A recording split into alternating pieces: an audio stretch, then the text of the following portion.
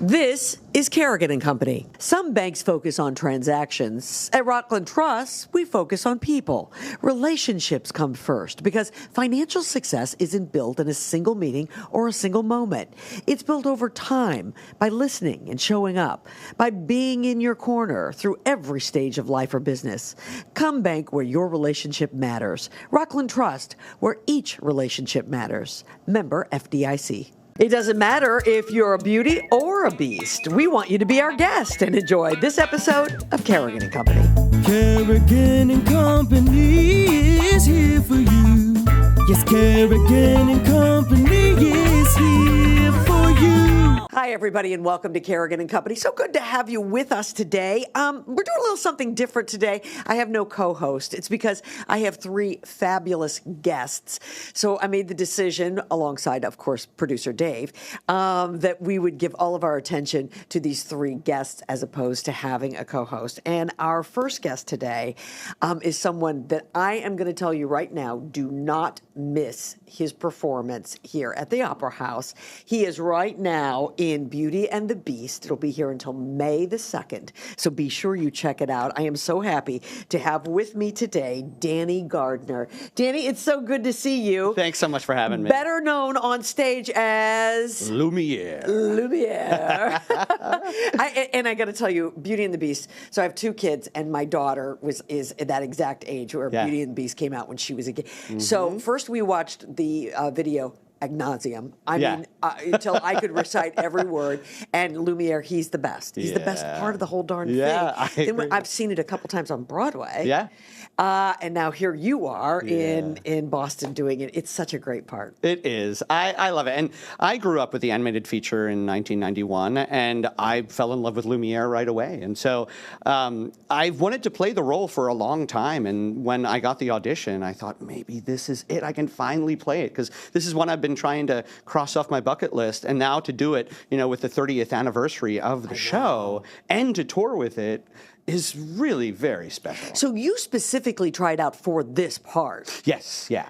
Yeah, my agent got me an audition, and then I came in, and I wore these powder blue pants and this white dinner jacket to kind of, give the flair, but... For them to be your guest? Exactly. I get it. But yeah, and then my wife auditioned for it too, so... Well, this is the amazing part of the two of you out. They're out on this tour, which, how long you guys have been out since last fall, right? Since... May. May. So, you're coming up on a year. For we're coming up on a year. And your lovely wife is is part of the she's ensemble, in the ensemble, right? Yeah. And you have a baby. Yeah, a 1-year-old. He just turned 1. So he's been out as long as you guys have. Yes, exactly. My amazing wife, Emily, she went into rehearsals for this 5.5 weeks after she gave birth, which... Our doula at the time said, you shouldn't do that. Yeah. But she worked so hard, and she trained for it. And Disney was fantastic. They said, listen, we want you in the show. We have understudy swings. Whenever you want to tap out during rehearsal, just let us know. It's not a problem. She never tapped out once. And just... It was amazing. She's a superwoman, and well, she is a superwoman. We were talking about this off the air, but we were saying, it would be very difficult for a newborn for you to leave that newborn behind. Had you gotten the part, and maybe she hadn't, or vice versa, and my goodness, what would you have done? But it takes a village, and so these guys are all out touring, and you've brought family along the way, and it's really worked out, which is so great. It's been wonderful, and we have our dog Maple too. I know. So she's with us. Well, of course. That was your first baby, right? Exactly. So you can't leave the first baby behind. That's for sure. I have seen you being interviewed about this part, and I got to tell you, I laughed out loud when you said that you were put into the first dress rehearsal, and you said, "What is with the candlesticks and how heavy they are?" Yes. That is the funniest thing. It was after we did Be Our Guest the first time. We call them handle sticks. The first time I put those on, I went to the choreographer and I said, I can't do this. I think you have to find someone else. Like, this is not possible. And it's funny, I emailed, I was trying to, can they make them out of styrofoam so they're not as heavy for that number, all these things. And I went in the next day, and the associate director, Sam, he said, every Lumiere goes through this.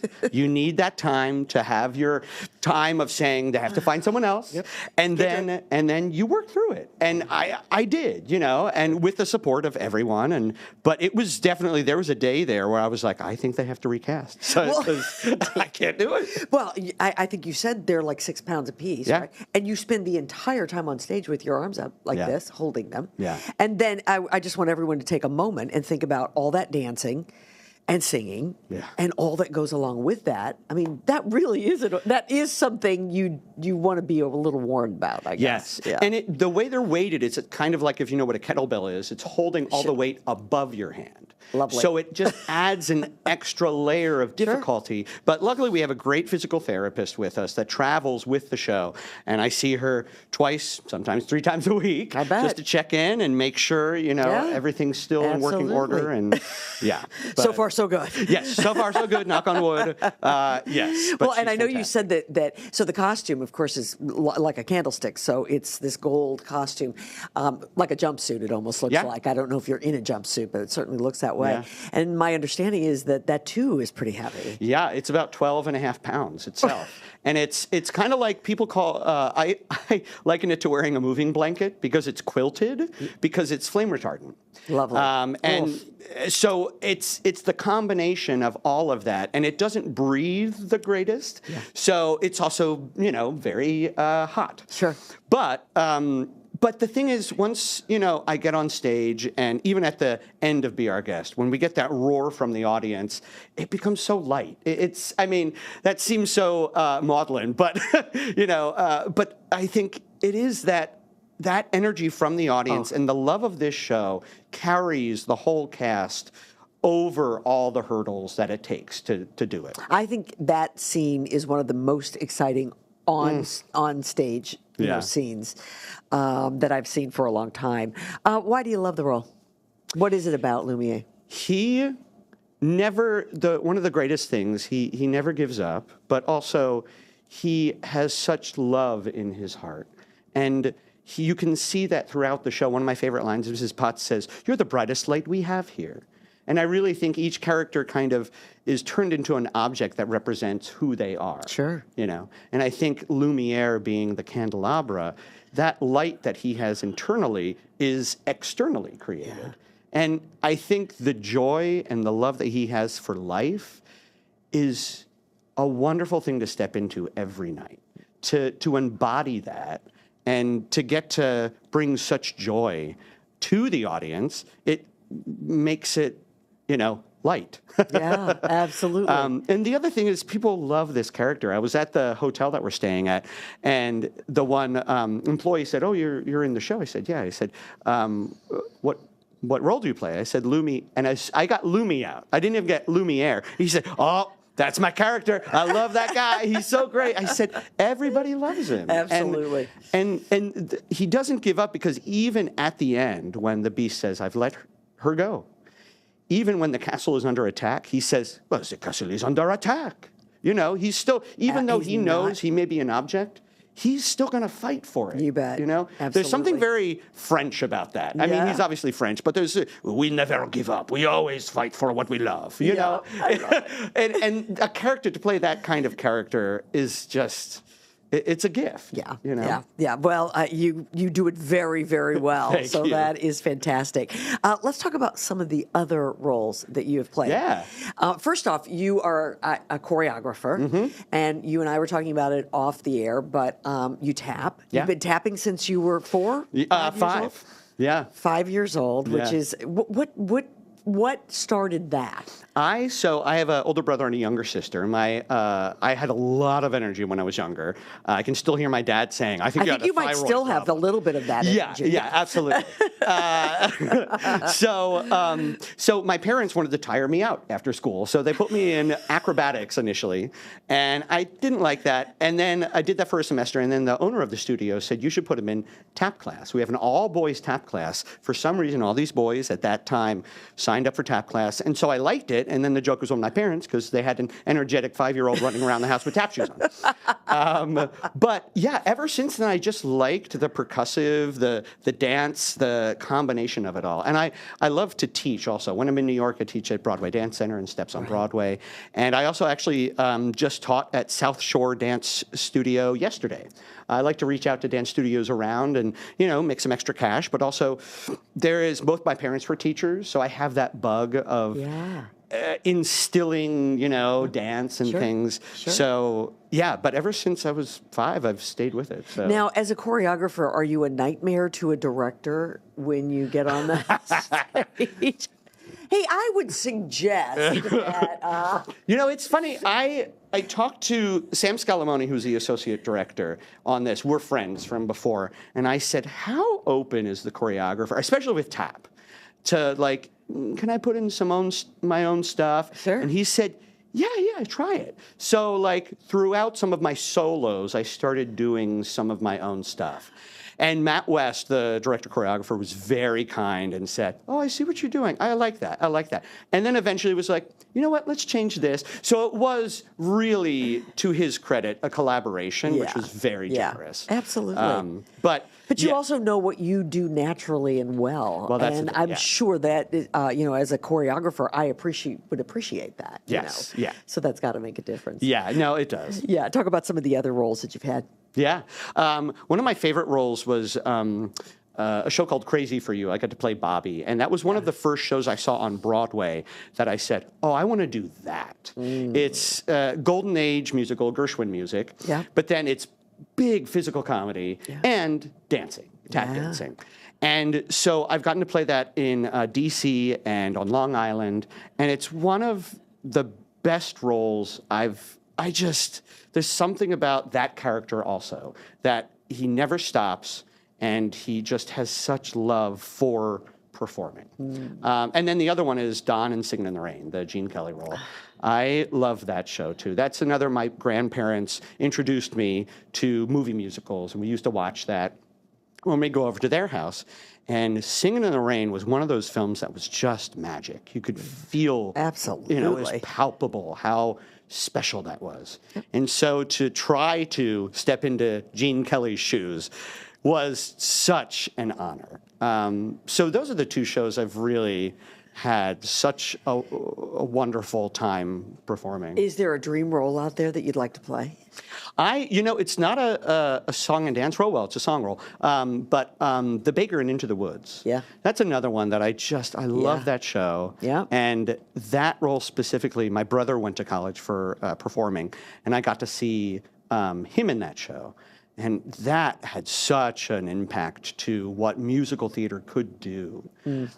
So I would love to play that role one day. Do you realize how lucky you are? I mean, you're enormously talented, but how lucky you are, because there are so many people. So many. Who so desperately want that opportunity. So many. And I really do feel lucky. Each time... Before each show, I like to go to, it's kind of hokey, but I like to go to a wall right before that's off stage, and I put my hands on it, and I just ground myself and breathe and try to think of all the other performers who have come through this stage and danced and performed and sang, and these walls hold those vibrations still, But to think that I get to be a part of it each night, and how wonderful that is, and how unique. So I do try to be grateful for it every night, even when it's, sometimes we have 9 shows this week. Usually we only do 8. We have 9 shows. And that 9th show, it's usually actually the second to last show that's the hardest. Because the last show, you're like, great. It's the last show, exactly. Right? But the second to last show is usually a matinee. It's an earlier matinee. That's hard. But even during that, when I have that time with the hands on the wall, just saying, no, you can do this. Yeah. And this is exciting that you get to do it. Yeah. So I do feel very lucky because you're right. There are so many people who want to do it. And luck is part of it, but you're wildly talented. Thank you. That's a big part of it. We do this thing here called the Fast Five. Yeah. And I'm wondering if that'd be okay with you. That would be great. I'd love that. Super. Fast Five is brought to us by Rockland Trust Bank, where each relationship matters. Visit your nearest branch or go to rocklandtrust.com to learn more. We like to if possible, have you answer it within 30 seconds. Okay. All 5. Here we go. Other than Beauty and the Beast, what's your favorite Disney musical? Aladdin. If you caught on fire while performing as Lumiere, which other character do you think would help put you out? Belle. Favorite dancer on Dancing with the Stars? Oh, gosh. Sasha. Best burger in your hometown of Reading, Pennsylvania? Oh, gosh. It used to be the Crystal Palace. And actor or actress you would most like to work with? Richard Kind. Oh. He seems so like, what a character, man, but the stories he has. I love that. And he lived with George Clooney, and like, he just seems like a hoot. That's a good one. I like that a lot. That's very good. Listen, the reason that we mentioned Dancing with the Stars is because you appeared on Dancing with the Stars for Disney Night. Yes. This past season, right? And you came out as Lumiere. That's right. That was so cool. Oh, it was one of the highlights of my careers. Yeah. Mandy Moore choreographed it, and the first day I showed up, we had a private session, and I kind of cracked a joke, and after I did that, she said, "Oh, we're going to be fine. We're going to be friends. This is great." Which I was like, "Oh, great," because it's Mandy Moore, and I was, nervous, but she was so personable and so like, how do you see it? Let's collaborate, which was just wonderful. And then she got kind of honest with me, and she said, "Okay, this is going to be great. The day of, whatever you need to do, you go to the gym, meditate, pray, whatever you need to do, you need to be locked in, because we have 1, maybe 2 takes, and that's it." And it's just, that's just the truth. That's, the way they film it there. And I'm so glad she said that, because it prepared me. That was, 3 days away. To have that, honesty. Yeah, absolutely. Was really helpful. And luckily we did it in 1 take. Oh, that's fantastic. Which is fantastic. It was great. And everyone, it's like clockwork now. They've been doing that show for so long. They know exactly what to do, where the cameras are, all that stuff. So, which is amazing to me, because there are so many moving parts. Oh my gosh. And I'm someone who has an appreciation for camera work, so I can certainly appreciate it. You even at one point come up, you go upstairs and go back down. Yeah. And it's amazing how they, and that was 1 take. 1 take. Yeah. There were no cuts to like, okay, Danny, go up the stairs. Yeah. And honestly, the hardest part was going up and down those stairs. Danny, by the way, our friends over at Rockland Trust would like for you to have that mug. Thank you very much. So wonderful. Do you have any ideas? Is there another part in your future? Anything coming up? Right now, people need to keep an eye out for? Well, right now, we're currently in negotiations to see if we can make a second-year work for Beauty and the Beast. So, because the tour is booked out for at least 3 years, they said. Wow. So, we're trying to see if we can, figure out the second year. But beyond that, I'm just so happy to be here and playing this role with my wife and the family. Absolutely. It's so terrific. So I want to remind everybody again, it's Beauty and the Beast. It's at the Opera House. It'll be there till May 2nd. If you have not gotten your tickets, please be sure you do. The show is terrific. He is wonderful. Danny is great. His wife is on the stage as well, and you're going to love every second of it. Danny, thank you so much for taking time. Thanks for having me. And best of luck. Continued success. All right. Take a break, everybody, and we'll be right back. This is Kerrigan & Company. Banking shouldn't feel transactional. It should feel personal. At Rockland Trust Bank, we take the time to get to know what matters for your business so we can support what comes next, not just today, but for years to come. Because when you have a banker who knows your business, understands your goals, and sees your vision, that partner can make all the difference. Come bank where your relationship matters. Rockland Trust Bank, where each relationship matters. Go to rocklandtrust.com for more information. Member FDIC. Do you need to buy new technology? Let AGI Beacon help you buy better tech for less. The team at AGI Beacon understands technology from the inside out. AGI Beacon provides expert guidance to help businesses navigate complex technology decisions with clarity. With AI transforming business operations at an unprecedented pace, having the right advisory partner is no longer an option. Go to agibeacon.com today to learn how they can help you with all your technology needs. That's agibeacon.com. The rhythm is gonna get you. On Your Feet is the electrifying musical story of Emilio and Gloria Estefan, June 3rd through June 14th at Bill Haney's North Shore Music Theater. Tickets at nsmt.org. This segment of Kerrigan and Company is brought to you by Allure Matchmaking. Your forever after is waiting for you. Find them through Allure Matchmaking. Go to allurematchmaking.com today. And welcome back, everybody, to Kerrigan and Company. Good to have you with us today. I have no co-host today, but that's because I've got a bunch of really cool guests, as I told you off of the top of the show earlier. And now, we do this in Big Night Live Studio down at the TD Garden. And right behind us is Card Vault. And we've been lucky enough to have some folks from Card Vault join us before to just talk about, the cards and the business and that kind of thing. But Card Vault is so much more than people going in and looking at baseball cards or trading, that kind of thing. So joining me is Matty V, and he's from Breaks. And that's all has to do with Card Vault. And he's going to explain exactly what it is. Good to see you. It's good to see you, Kim. You know Thanks what? for I see having me. you occasionally I'm coming in, you're coming in, and we're going Just in and out. moseying whatever. around. Yeah. We're both just kind of wandering in this area. Yeah. Tell everybody, what is Card Vault Breaks? Sure. What does that mean?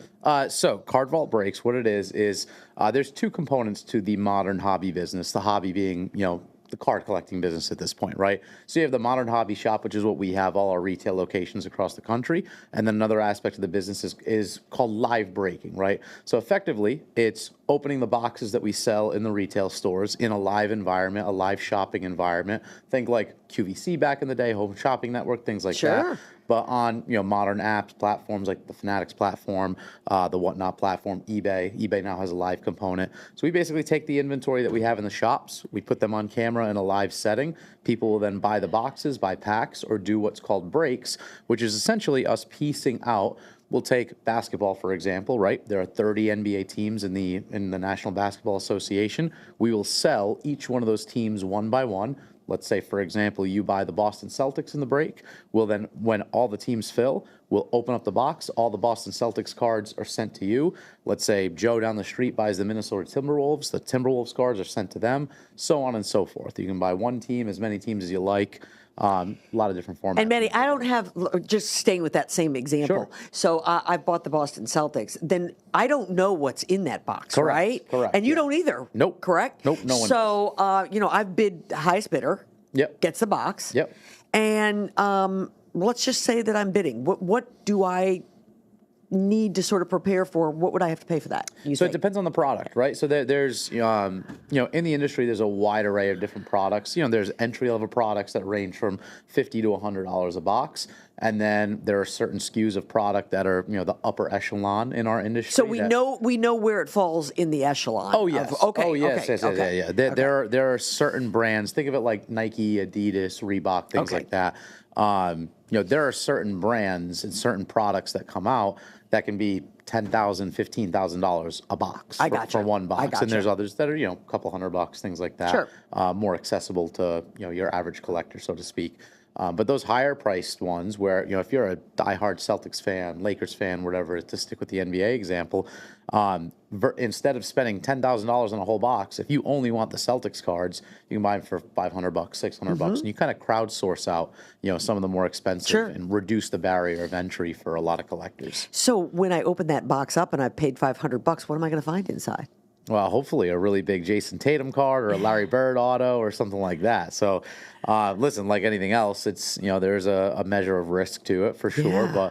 But by the same token, there is a substantial amount of upside in some of these boxes. I mean, we've seen in the last 3 or 4 years or so, cards that have game-used pieces of players' jerseys embedded in the card go for quite literally hundreds of thousands and in some cases millions of dollars. Okay, that come so out of these boxes. You understand that this is a world that not everybody is exposed to. I mean, 100%, I know nothing. Like you just said that pieces of jersey could be embedded in one of the cars. I had no idea. Yeah, so it's actually really interesting how our industry has changed so much since, like, the 80s and 90s, where there was a really, really big boom back then. It's now appropriately labeled the junk wax era because, rules of supply and demand. When there's too much supply and not enough demand, prices go down.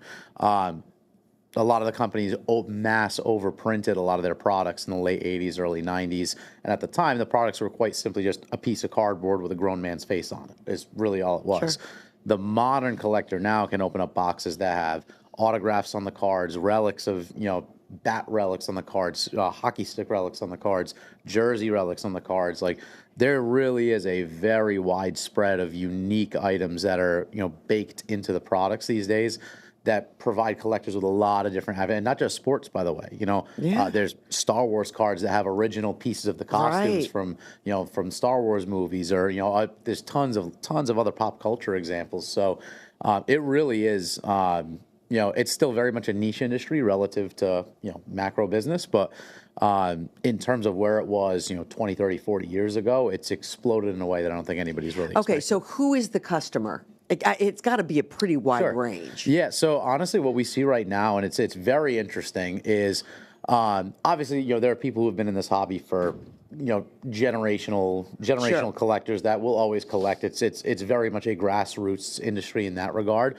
But what we've seen in the last 5 or 10 years or so is, so I'm 35, right? So my generation, my buddies and all that stuff, we collected as kids. I stayed collecting because I was a big sports nerd through my teenage years and things like that. But that generation collected in the 80s and 90s, right? And then you kind of, this life cycle of that you fall off a little bit. You go to high school, college, or whatever. Then once you kind of hit this age, it's all right. You got you might have a family, you might have kids. You're winding down. You're not spending your weekends out at the bars and all that stuff anymore. You have a little more expendable income to spend, and now you want to collect with your kids. I have friends of mine who they got little ones now or whatever. Sure. And now it's like that cycle that perpetual cycle just kind of restarts. I remember ripping cards with my dad in our living room growing up and going through his binder and hockey cards and things like that. So when that kind of timeline sort of shifts, you get that nostalgia kick from a lot of people around my age, 30s, 40s, things like that. That's a very, very big part of the collecting community right now. The other aspect of it, like we talked about how there's some really, really high priced cards you can pull. There's a large wave of people who are entering the space and treating it as an alternative asset class. And that, like for real, there's a lot of money and investment happening in the collectible space across the board. Not just cards, but sneakers, honestly, vintage video games, vintage clothing, that space as a whole. People are treating it so a lot of people do compare it to the fine art market. I bet. It's sure. It's pretty Absolutely. interesting. Yeah, it makes total sense to me. It really does. Okay, so tell me a story about you guys selling something and opening it up, and what was the most exciting thing you've seen so far? Ooh, that's a good one. Yeah. I would say the first one that comes to the top of my head happened about 2 years ago. So there is a superstar in the NBA right now. His name is Victor Wembanyama. Okay, he's a 7'4", 7'5", just an absolute unbelievable athlete. Has a skill set that no one in the NBA has ever seen before. He's quite literally, they call him the alien, is his nickname. And he is an alien. Right. We've never seen anything like this. To be so large and to be so nimble, right? Unbelievable. He really is an unbelievable talent. And about 2 or 3 years ago, his very first cards came out. He'd never signed an autograph before, ever. So he had a product, one of the very first products that he was in, and we pulled his first ever one-of-one auto. One-of-one means it's the only one in the world. And we pulled it live at our stream down at Patriot Place, our Patriot Place location. Wow. And that was probably the most excited we've ever gotten on camera. So that card today, at the time, the guy who hit it was from Germany. He was an international customer. Bought into the break, sold the card within 48 hours at an auction house, got $80,000. I think it was $78,000 he got for it on the open market. That was 3 years ago. That card today is a $250,000 card all day long. All day long, no question about it. Yeah.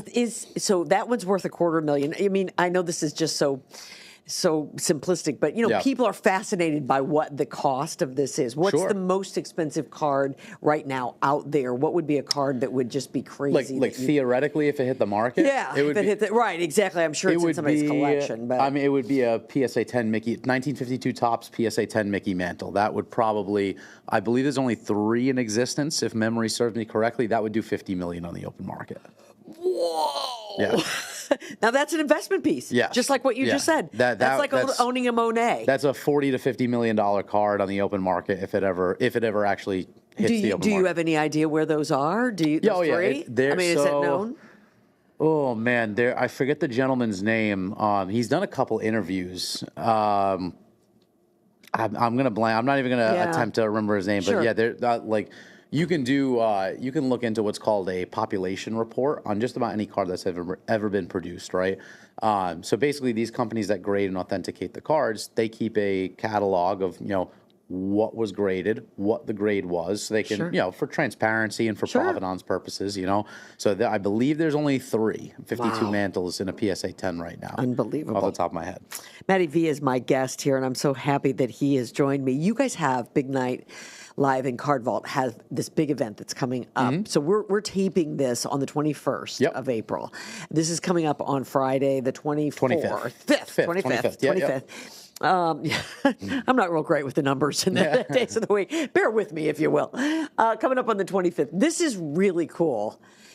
So tell everybody what's happening here. It's really kind of a family event, but it's cool. Yeah. So we have a bi-monthly event that we host upstairs at Big Night Live here at TD Garden called the Causeway Card Show. So basically, it's anywhere between 100 to 150 vendors will set up. It's a lot of different. We do have it's majority cards. There are some people who bring some memorabilia and other collectibles, but it's a full-blown sports card show. We've been running it for about almost 3 years now. Very, very fun time. Obviously, we talked about it's April vacation this week, so anybody out there who's watching, feel free to come through, bring your kids. Very, very cheap and affordable tickets. We also have some very cool autograph signees that'll be there. Manny Ramirez, former Red Sox great, World Series champ. Dennis Rodman speaks for himself. Pop culture anomaly. And can't wait to see what he's wearing, what color his hair is. My man is a wild card. That's for sure. Yeah, right. That's for sure. Exactly. Anybody who marries themselves is you never really know. You never really know what to expect when they show up. But should be fun. And then also Josh Gordon, who played for the New England Patriots, Cleveland Browns, former NFL wide receiver. They'll all be there doing autographs at the show. Tons of really cool vendors, and it's a good chance to come check out the shop that we have in Boston. It's just one quick escalator elevator ride right down. Absolutely. So we'll have some cool activations going on here as well. We're always so excited because we use this studio, and we always tell everybody we're right at Card Vault. You guys are, even more so than North Station. We say, we're there at Card Vault, and people respond immediately. It's been so cool since we started doing this show in this studio. You guys have started to grow like crazy because you had this investor come in, this guy. I don't know. I am like all the rest of the groupies who hang out outside the door thinking one day he's going to show up here. Sure. Of course, we're talking about Tom Brady, who obviously saw that this is a trend that he wanted to be involved in. Which is so cool. But talk about just the growth of the business itself. It's amazing. Oh, it is far surpassed, I think, anyone's expectations in the organization of what kind of an impact having Tom, aligned with us and partnered with us really would, because it's really only been a little over a year at this point. It was last February that we formally announced, at the Super Bowl in New Orleans, where we announced the partnership, got a couple more stores off the ground. I think at the time, I want to say we had 5 locations. We had 4 or 5 locations at the time when we made the announcement, and we just opened up our 14th inside a year, which is so effectively a store a month. And we have more stores in Austin, Texas lined up, LA lined up, a bunch of Florida locations lined up before the end of the year, Kansas City lined up before the end of the year. It's been some tremendous growth. So it's a combination, obviously, his name.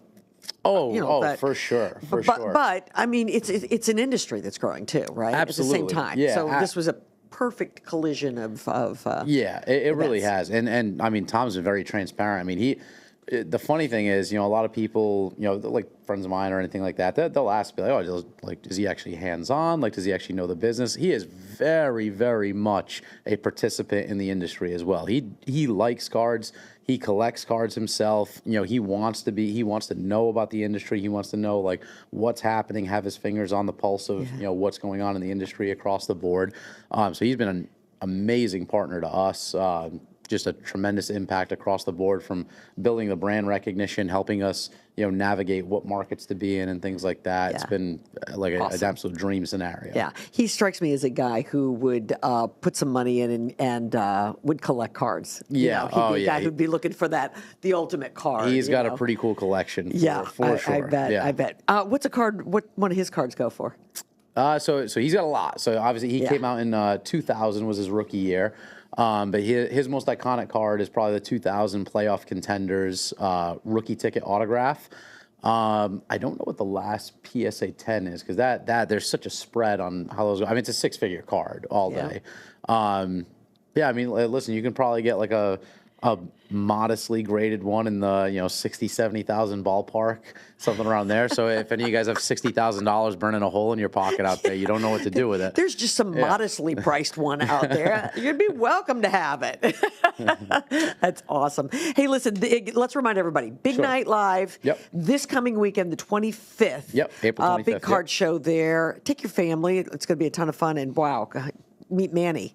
Yeah. I mean, that in and of itself. And see what Dennis Rodman is wearing. It is worth it for that. Make the trip. I'm sure he's going to make a splash, to say the least, for sure. Yeah. So, Matty V, thank you. No problem at all. You are a doll. This has been a ton of fun. I could actually stay all day and ask you a million questions about it, because I'm so fascinated by this whole world that I know nothing about, but I just think it's so interesting. It is. It's a really, really fun industry. Yeah. Once people kind of peel back some of the layers and they realize it's not just pieces of cardboard. Like there is a lot of mass appeal and pop culture crossover that's happening in the industry. And we're trying to bring that and bring a high quality customer experience to everybody who walks through these doors. Yeah. Any chance like Taylor Swift will have cards at some point? Already does. Oh, there you go. Has autographs out there in the wild. I can only imagine. Yeah. All right. Thanks so much. We're going to take a break, everybody. Stay with us. This is Kerrigan & Company. Boston is full of smart, driven professionals whose lives are full, but their love lives, well, not so much. That's where Allure Matchmaking comes in. Led by Jill Vander, Boston's most respected matchmaker with more than 25 plus years of experience, Allure eliminates the noise of dating apps and replaces it with discretion, dignity, and high-quality introductions. Every match is thoughtfully vetted and personally selected. No public profiles, no endless swiping, and no guessing games. If you're ready to stop wasting time and level up your dating life, contact AllureMatchmaking.com today. It was a cold, miserable New England winter, and we all felt the effects. Even our skin took a beating. If you're looking for a fabulous skin refresh this spring, visit my friends at Sienna Aesthetics Medical Spa in Beverly and sign up for their 3-session chemical peel package. They use medical-grade chemicals that'll clean your pores and strip your skin of those winter doldrums. And the best part? No downtime. Set up an appointment today. Go to SiennaAesthetics.com. That's SiennaAesthetics.com. This segment of Kerrigan & Company is brought to you by the North Shore Music Theater. See On Your Feet, the story of Emilio and Gloria Estefan, played June 3rd through the 14th. Get your tickets at nsmt.org. All right, everybody, welcome back to Kerrigan & Company. So good to have you with us today. And as I mentioned off the top today, I have no co-host because I have 3 really cool guests, and I'm very anxious for you to meet my next guest. He's actually a local guy. He's from Gloucester. I call that local, by the way. That's pretty local. Jack Favazza is with us. Did I say it right? That was beautiful. Listen, I was practicing, and I feel pretty good about this. Jack is an unbelievable, let me start with this, piano player. I love a piano player. He has a fabulous voice. He is such a showman, and he is the lead of Captain Jack and the Strangers, the band. Yeah. And this band is a cover band for Billy Joel. That's it. And I am a huge Billy Joel fan, yes. So I go in to see videos of you guys because I haven't been lucky enough to see you in person. Although I'm going to change that. Okay. But I went in to see, and you guys are crazy good, and the crowds are crazy, and they love it. Yes, they do. We're very lucky. Thank you for having me, by Of the way. course, it's great to have you. And it started local in Gloucester, that's local enough. And we said, where can we go with this? And all of us were musicians in the area, and we said, we played in the bars, stuff like that, but we wanted to start playing in theaters and small clubs and stuff like that. So we took some chances, took some risks, made some mistakes, but we're doing really good now. Yeah. There's great video of you solo when you really got started. Yes. And I mean, honestly, that to me, Jack, is the most frightening thing Horrifying. on earth. Horrifying. It has to be. You go into a fabulous little coffee shop, or you go into a place like, you have no idea who's going to be there. You don't, if anybody's going to be there. Tell me about this experience, because you have to be so driven. I'm not giving up no matter what. I'm going to keep moving forward. That's right. And, you have the strangest gigs sometimes starting out, like you said, a coffee shop. Let me tell you, it's a strange feeling playing a Barry Manilow song in a Mexican restaurant. But hey, you got to do it. So that's part of the gig. And I've been really lucky that just doing it myself, people have taken care of me. I've been really lucky in terms of people not saying, oh, you're just the hired gun. It's no, come in. I like that welcoming feeling, and I like to give that back to the crowd as well, whether it's 3 people or 300,000 people. Yeah, okay. Yeah. That's called charisma and the X factor, and that's what you have, and that's why people keep coming. And it does really make the difference between somebody who can go and play, and there's a lot of people who can play and a lot of people who can sing, but then there's those who connect to the audience. Sure. Let's talk a little bit about Billy Joel and what drew. Because you're right. I saw video of you singing all different kinds of music, and then suddenly you joined with these guys, really great musicians, and decided to be a cover band. Talk to me about that. Sure. So all these guys are local Gloucester guys, and they said, like I said, let's go play in the small clubs. Let's play in the theaters if we can. The Billy Joel thing came from, we went to see Billy Joel at Fenway a few years ago, and I was a huge fan prior to that. Yeah. But some of the guys in the band, they knew Piano Man, they knew a few songs, and throughout the concert, my drummer, Steve, for example, he knew some basic hits. And when we started to dive into the B-sides and, some of the jazzier stuff, or even some of the harder rock stuff, because he's a ska drummer, so he's used to hitting that drum hard. Sure. And the Vienna waits for you. Wicked hard drums in that song. But he was like, I couldn't believe how many songs I knew pieces of. Like, audiences say to us all the time, it's crazy. I knew most of what you played. I'm like, we play the hits, but what you find is there were a lot of hits. Oh, gosh, yes, absolutely. He's a lucky guy. I got to tell you, I first saw Billy Joel back when I was in college, and he was a big, we listened to him a lot when I was in college, so that tells you how old I am, right? No. But I had the great pleasure of actually meeting him one time. Yeah, he was being inducted into the Rock and Roll Hall of Fame, and I happened to be in New York, and I happened to get in an elevator with him, and he went up with me, and we stood and talked and whatever. Super cool. Crazy, right? Wow. And I was such a fan. He was a really cool guy, and he was a really nice guy. So then I became an even bigger fan. Sure. So you just can't get away from it. So for me, the idea that you would have a cover band for Billy Joel just makes total sense, because there's such a repertoire. And it's all good music. Everybody loves it across the board. It's awesome. And Billy Joel's guitar player actually was from Gloucester. I didn't know that. A bunch of the guys in the band knew, his name was Dave Brown. They knew Dave Brown really well. He would play the bar circuit.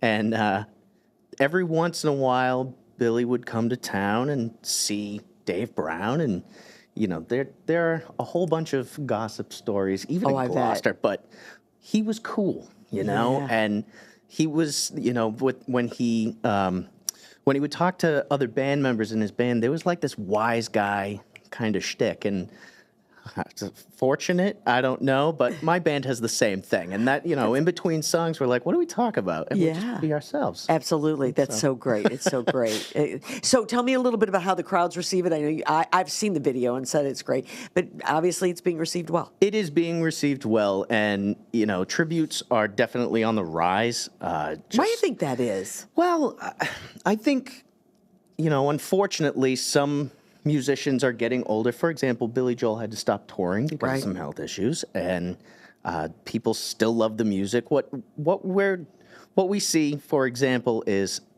our average age tends to be a little older. However, there's all ages at our shows, in Billy Joel anyway. But to get back to the tributes, it's becoming bigger, I think, because it is lucrative, financially, and that's classic music. Right. Who doesn't like that? Right. So, sure. That's my take on it. And, there are some people that despise tribute bands. And I say, well, think about a symphony.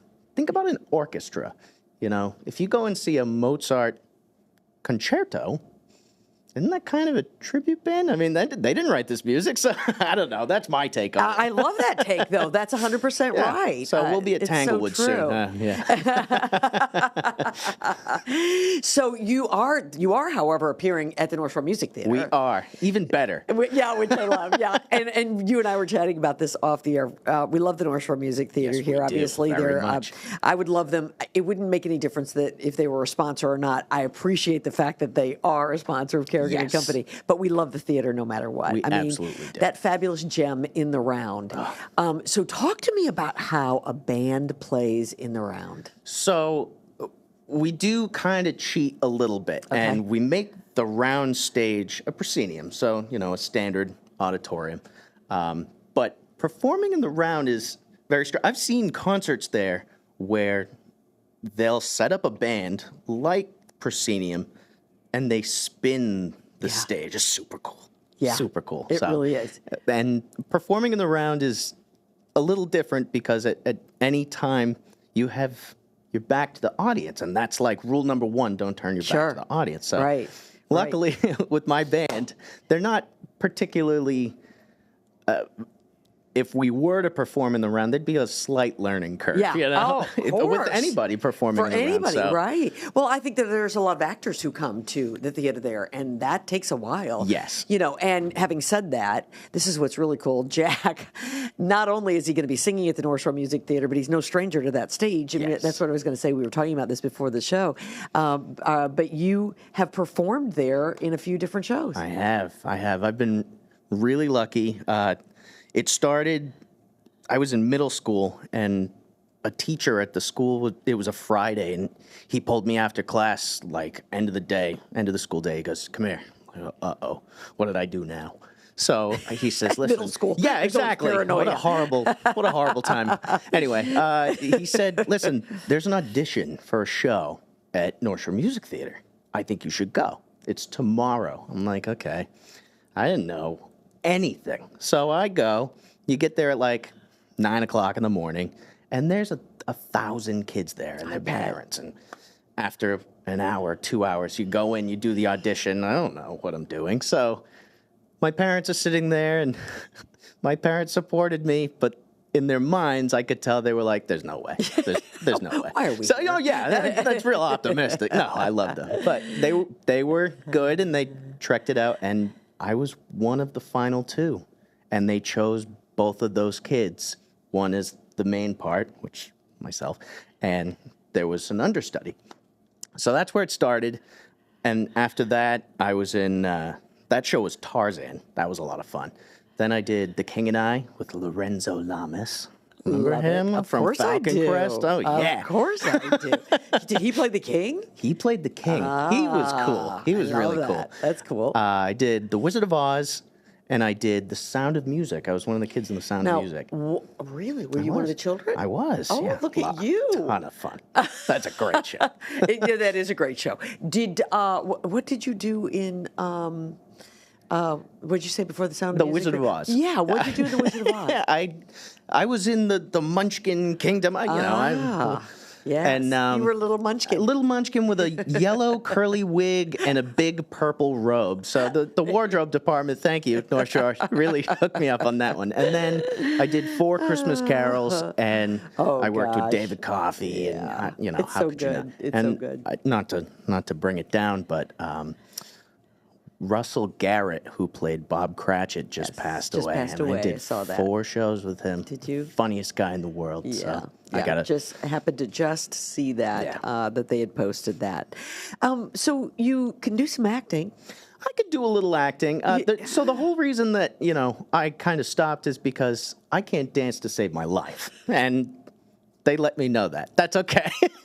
So Broadway, no, because So what did I do? I sit in a chair and I play an instrument. You know, that you got to go the next best thing. Listen, you can play an instrument. Maybe some of those folks can't do that. Yeah. So that's all right. So talk to me first off. What is your favorite band? My favorite band. Well, I like Billy Joel for sure. Yeah. I like the you have a classic music- rock Do you? stuff. I like the yacht rock. You know, Eagles. Oh, I love that about you. Eagles, Doors, Steely Dan, Doobie Brothers, stuff like that. So It's so fun. It's my kind of thing. So. Yeah. And will you guys ever like venture out and do some of that? Like, I think it looks like to me you have the kind of talent that could certainly be a yacht rock band. Yeah. Which has become extremely popular again as well. Crazy. I mean, the fact that, you know, I think Leaderbank Pavilion is having a yacht rock band this I think summer. you're right. Crazy. Yeah, you know, there's a band that has a residency in Vegas, and it's a yacht rock band in Vegas. So I mean, you know, what's that tell you, right? Someday. There you go, my friend. You are headed there for that. What is in the future for you? You know, we're just playing it day by day, and we'll play one gig and we'll play the next. But on the docket, we have. Let's see, we have North Shore Music Theater, and then we're heading out to Foxborough to the Marilyn Rodman Performing Arts Center, which is a cool little theater. Great. End of May, we're playing at Jonathan's in Agunquit. That place is awesome. They treat us well. We treat them well. It's all around fun. And then in July, we are doing a 3-night stint at Maine State Music Theater in Brunswick. So that should be a lot of fun. That's fantastic. That's great. So it's April 30th at the North Shore Music Theater, and I feel confident there are still some tickets out there, so people should definitely check that out. It's nsmt.org. I should know that. I say that pretty frequently. And can they go to the website and find out other places where you're going to be? They absolutely can. It's CaptainJackandTheStrangers.com. Absolutely. Jack, continued success. And I really want to say to everybody out there listening, it's fun to support these local guys who are having such a good time and who are so incredibly talented.